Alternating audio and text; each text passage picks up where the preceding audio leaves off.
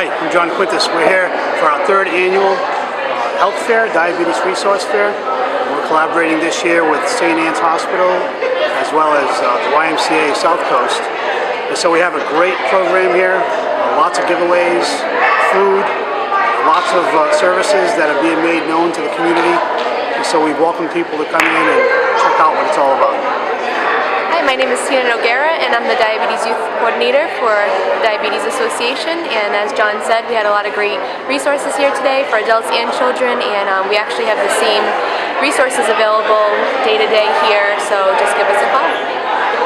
Just the protein level. Yes, you always want to. Yeah, well, you're going to feel better too throughout the day, right? And so feel free to add protein to those still cut oats. I had still cut oats this morning. I threw some dried cranberries in there though. But that is sweet. I know we tried the other, but it's like 22 grams of sugar in those cranberries. Well, I went to Whole Foods and bought them in bulk, so I think they're just naturally. That's a great idea. They weren't added sugars. Yeah, you can go to Whole Foods in Providence, and they have a whole section there that is, yeah, you buy it in bulk, so you pick All right, it in its folks. raw form. We hope everyone's having a good time. We're going to be getting ready for our next speaker session, starting at 11:15 in the room above the vault, right up the stairs. Our presenters are going to be Lou Brito, and he's the Diabetes Prevention Project Manager at the YMCA. The topic is going to be, could you be at risk for diabetes? So again, it begins at 11:15.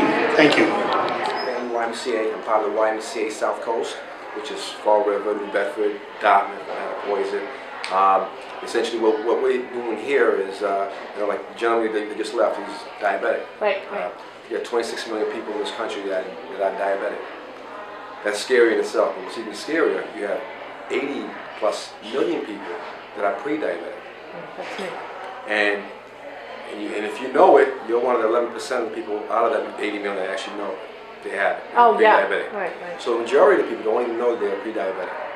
So that's essentially where we come in.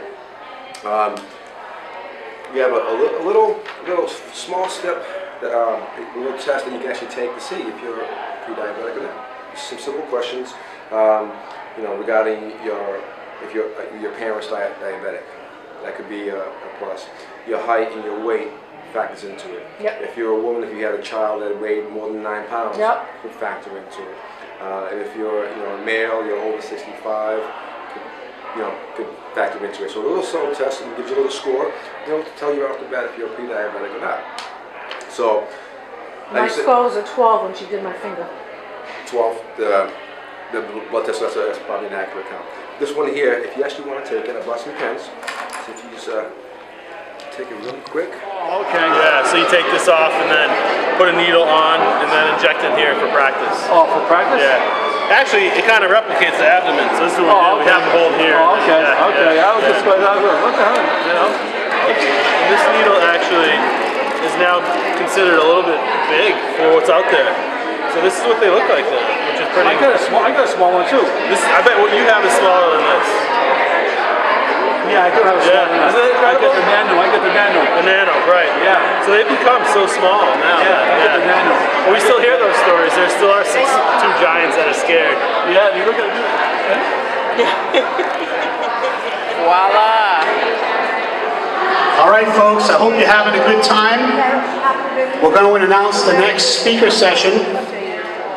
It's going to be presented by Jennifer Fichter, and it's going to be on diabetes foot care from 12 noon in the room above the vault, right up the stairs, 12 noon to 12:30 p.m. I'm going to head up and listen to you. Okay, yeah. I know you, I can document everything else spoken paper, and now they make it. We've heard a lot probably about diabetes today and how to manage your blood sugar and diabetes well. One of the things is people don't understand how important their feet are and how their feet are connected to having diabetes.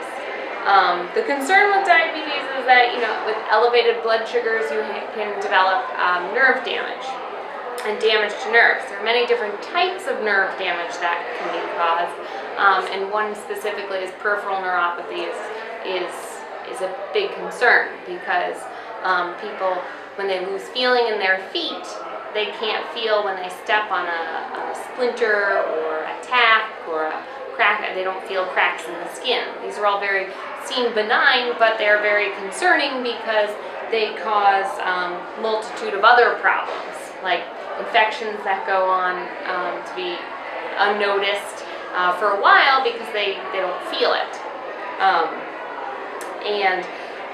For instance, when I had a patient before who worked construction, and in steel toe boots you don't really feel much of anything, and he had an ingrown toenail that he just thought would go away if he put bacitracin on it. And he kept on putting bacitracin on it and putting his boot on every day, and then until the guy that he works with said, this smells bad, you need to go to the ER. So at that point it was too far, but it didn't hurt him because he had diabetes and diabetic neuropathy, and eventually he lost his toe because the infection had gotten so deep into the bone. So that's just one instance where if you can't feel it, it doesn't mean that it's not necessarily a problem. Other problems that can develop because of diabetic neuropathy is Charcot foot deformity. That's when your foot goes from a nice triangular shape and it turns around and it gets the curved shape, which is not very good. This occurs by the lack of feeling in your feet. With increased blood flow can cause the minor breaks in the bones to actually break down, and then you still don't feel it, so you keep walking on it, and then you get this curve-shaped foot, which causes other problems in the sense that too much pressure on this area now causes wounds on the bottom with other multitude of problems. Do you mind if I interpret? Oh! Because they speak actually Sure, Portuguese. sure, no problem. So, o que ela está falando é que, às vezes, quando o que acontece com os pés é que o osso fica mais mole e quando a pessoa está andando, o osso do pé até que quebra. So, os ossos começam a quebrar e a pessoa nem sente porque tem problemas nos nervos. So, isso é um dos problemas que acontece quando a pessoa tem diabetes.